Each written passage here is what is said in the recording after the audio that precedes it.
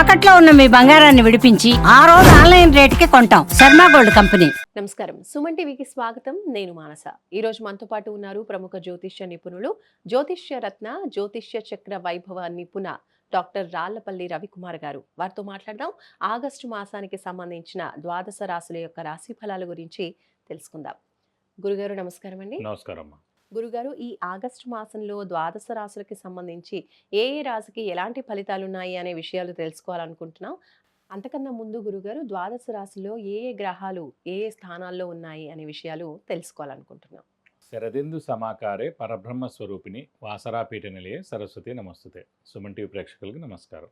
ఈ మాసం అంటే ఆగస్టు నెలలో ద్వాదశ రాశుల్లో నవగ్రహాలు ఎక్కడున్నాయో తెలుసుకుందాం. ఎందుకంటే సాధారణంగా మనం రాశి ఫలాలు చెప్పుకునేటప్పుడు ఎందుకు అసలు నవగ్రహాలు ద్వాదశ రాశుల్లో ఉన్నాయి, వాటి ఫలితాలు ఏంటని ఎందుకు చెప్పుకోవాలంటే, సూర్యుడు అంటే ప్రతి నెల ఒక రాశి నుంచి ఇంకో రాశిలోకి మారుతాడు. బుధుడు శుక్రుడు 20 రోజులు మారుతాడు. చంద్రుడు ప్రతిరోజు ఒక్కొక్క నక్షత్రం మారుతాడు. అలాగే కుజుడు 45 రోజులకు మారుతాడు. అలాగే రాహు కేతులు ఎండార్థం, గురువు 1 ఇయర్, శని 2.5 years అన్నమాట. మేజర్ ప్లానెట్స్ అయిన గురువు, శని, రాహు, కేతులు అయితే మటుకు మనం గోచారిత్య సంవత్సర ఫలం చెప్పుట చూడండి, మన ఉగాది రోజు ఆ రోజు చెప్పుడే సంవత్సరం మొత్తం ఫలితం తెలుస్తుంది. కానీ మాస ఫలితం ఇలా చెప్పుకున్నప్పుడు మటుకు బుధుడు మారుతాడు, శుక్రుడు మారుతాడు, రవి ఖచ్చితంగా ప్రతి నెల మారుతాడు. కాబట్టి అక్కడి నుంచి అక్కడ అంటే కొంతమందికి వివాహం ఫిక్స్ అవ్వడం కానివ్వండి, ఉద్యోగం రావడం కానివ్వండి, ప్రమోషన్ కానివ్వండి, ఫారెన్ వెళ్ళడం కానివ్వండి, ఇలాంటివన్నీ అవ్వాలంటే కనుక ఈ ఇయర్లో గురుబలం ఎంత బాగున్నా కూడా ఏ మంత్లో ఇంకా అత్యధికంగా బాగుంది, శుక్రబలం చాలా బాగుంది అనుకోండి, వెహికల్ కొంటాడు, వివాహం అవుతుంది. అలాగే గురుబలం చాలా బాగుంది అనుకోండి, పెళ్ళి అవుతుంది, సంతానం కలుగుతుంది, ధనం వస్తుంది. అలాగే బుధుడు చాలా బాగున్నాడు అనుకోండి, అప్పుడు ఆ నెల అంతా వ్యాపారం చాలా బాగుంటుంది. ఇలా ఇవన్నీ తెలుసుకోవాలంటే ప్రతి మాసం కూడా ఎక్కడున్నాడు మనకు ఆ గ్రహం, మన రాశి నుంచి ఏ స్థానంలో ఉన్నాడు అని చూసుకోవడానికి దాన్ని బట్టి తెలుస్తుంది. ఇప్పుడు మనకి సూర్యుడు వచ్చేసి ఆగస్టు 15 to సెప్టెంబర్ 15 మనకి స్వస్థానమైన సింహరాశిలో ఉంటాడు. నెక్స్ట్ వచ్చేసి బుధుడు మనకి కర్కాటక రాశిలో ఉన్నారు. అలాగే శని మనకి మీన రాశిలో ఉన్నాడు. రాహు మనకి కుంభరాశిలో ఉన్నారు. కేతు వచ్చేసి మనకి సింహరాశిలో ఉన్నాడు. అలాగే కుజుడు కన్యా రాశిలో ఉన్నారు. అలాగే గురు శుక్రులు ఇద్దరు కూడా మనకి మిథున రాశిలో ఉన్నారు. మొన్నటిదాకా కుజుడు కేతు కలిసి ఉన్నారండి. సో ఈ 2 monthsలోనే అందుకే చూడండి చాలా ఈ ఏరోప్లేన్ క్రాష్ అవ్వడం, ఈ ఫైర్ యాక్సిడెంట్స్ విపరీతంగా అవడం, ఆ ఫ్యాక్టరీస్ అన్నీ కాలిపోవడం, షార్ట్ సర్క్యూట్ అవ్వడం, ఇవన్నీ కూడా జరిగాయి అనమాట. దేవుడి వల్ల మనకి ఇప్పటి నుంచి ఒక 8 months దాకా, అంటే ఇక్కడ నుంచి మనం ఒక 8 months వేసుకున్నట్టు కనుక మనకి ఫిబ్రవరి, మార్చి దాకా మళ్ళీ ఇలాంటి ఇబ్బందులు ఏమి ఉండవండి. మేజర్ యాక్సిడెంట్స్, ఈ ఎర్త్క్వేక్స్, ఈ ఇలాంటివన్నీ కూడా తీసుకున్న యుద్ధాలు కానీ ఇలాంటి ఏదైనా తీసుకోండి, ఇలాంటివన్నీ కూడా ఒక 8 months అయితే ప్రశాంతంగా ఉండొచ్చని చెప్పుకోవచ్చు అన్నమాట. ఇవ్వండి నవగ్రహాలు ద్వాదశ రాశుల్లో ఈ ఆగస్టు మంత్ ఈ స్థానాల్లో ఉన్నాయి. ఆగస్టు మాసంలో మీనరాశి వాళ్ళ రాశి ఫలాలు ఏ విధంగా ఉన్నాయనే విషయాలు తెలుసుకుందాం. గురుగారు, మీనరాశి వాళ్ళకి ఈ మాసం ఎలా ఉండబోతుందంటారు?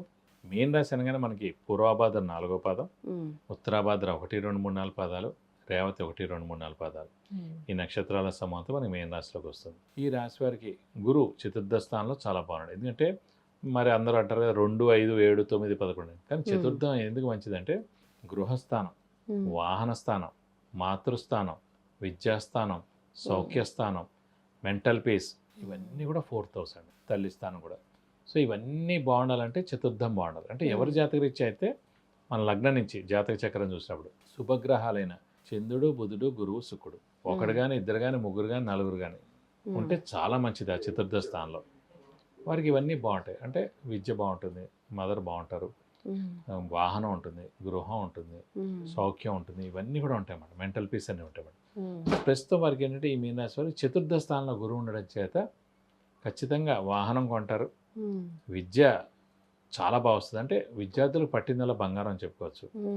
అదే సౌఖ్యం బాగుంటుంది, మదర్కి ఏ ఇబ్బంది ఆటంకాలు లేకుండా వారి ఆరోగ్యం కూడా చాలా బాగుంటుంది, మదర్ నుంచి బ్లెస్సింగ్స్ కూడా వీరికి పొందుతారు. సో ఇవన్నీ అందులోకి కవర్ అయిపోతాయి అన్నమాట. నెక్స్ట్ 6వ స్థానంలో కేతు ఉన్నాడు, చాలా మంచిది. వ్యయ స్థానంలో రాహు ఉన్నాడు. సో రాహుకేతుల బలం కూడా బాగానే ఉంది. ఇంకా శని బలం అంటే శని రాశిలో ఉన్నాడు కాబట్టి స్ట్రెస్, స్ట్రెయిన్, మానసిక ఆందోళన, చిక్కులు, చికాకులు ఉండడం, ఇవన్నీ కూడా జరుగుతుండే అన్నమాట. శ్రమకి తగ్గ ఫలితం దక్కకపోవడం, సో డబ్బు ఖర్చు ఎక్కువగా ఉండడం, షూరిటీస్ పెట్టకండి, స్పెక్యులేషన్స్ జోలికి వెళ్ళకండి, మధ్యవర్తితో వహించకండి. సో మిత్రులు కూడా శత్రువులు అయ్యేందుకు అవకాశం ఉంది. ఒక వార్త మీకు బాగా బాధ కలిగించేది వినాల్సి వస్తుంది ఈ నెలల్లో. సో కాబట్టి ఇలాగా బాగా కష్టపడితే కానీ పనులు జరగవు. కాబట్టి ఓవరాల్గా చూస్తే కూడా మిశ్రమంగా ఉందన్నమాట ఖచ్చితంగా చెప్పుకోవచ్చు. ఓకే. మరి ఆర్థిక విషయంగా ఎలా ఉంటుంది? ఆర్థిక విషయంలో బాగానే ఉంటుంది, ఎందుకంటే గురువు అనే గ్రహం మనకి చతుర్థ స్థానంలో బాగానే ఉన్నాడు కాబట్టి ఆర్థికంగా మటుకు వీరికి ఉన్నదానికంటే బాగానే ఉంటుందని చెప్పుకోవచ్చు ఈ నెలలు కూడా. అలాగే గృహయోగం ఏమైనా ఉందంటారా? ఇందాక కూడా చెప్పుకున్నాను, చతుర్థ స్థానం అనేది గృహస్థానం కూడా, మాతృస్థానం, గృహస్థానం, వాహన స్థానం. సో ఖచ్చితంగా ఎందుకంటే 12 ఏళ్ళకి ఒకసారి వస్తుంది ఇది. సో ఖచ్చితంగా ఎవరైతే స్థలం కానీ ఇల్లు కానీ కొనాలనుకుంటున్నారో ఖచ్చితంగా ఇది సరైన సమయాన్ని మీరు గట్టిగా ప్రయత్నిస్తారని ఖచ్చితంగా నెక్స్ట్ ఏడాది మే లోపల స్థలం కానీ ఇల్లు కానీ కొనేందుకు అవకాశాలు ఎక్కువగా ఉన్నాయి. అలాగే మీనరాశి వాళ్ళు ఈ మాసంలో పాటించవలసిన పరిహారాల గురించి తెలియజేయండి. ప్రస్తుతం వీరికి కూడా ఏలినాడ్సిన ఎఫెక్ట్ ఎక్కువగా ఉంది కాబట్టి వీళ్ళైతే ప్రతి శనివారం ఉపవాసం ఉండడం, మెయిన్గా ఒక శనివారం రోజు రక్తదానం చేయడం, ఇవి చేస్తే సరిపోతాయి. అలాగే వెంకటేశ్వర స్వామిని, ఆంజనేయ స్వామిని, శివుడిని ఎక్కువగా ఆరాధిస్తే చాలా మంచిది. శివుడిని అయితే కనుక ప్రతి సోమవారం శివుడు అష్టోత్తరం చదువుకోవడం, మంగళవారం రోజున, శనివారం రోజున ఆంజనేయ స్వామి అష్టోత్తరం చదువుకోవడం, బుధవారం రోజున మటు వెంకటేశ్వర స్వామి అష్టోత్తరం చదువుకోవడం, శనివారం రోజున కూడా వెంకటేశ్వర స్వామి అష్టోత్తరం చదువుకుంటే చాలా మంచిది.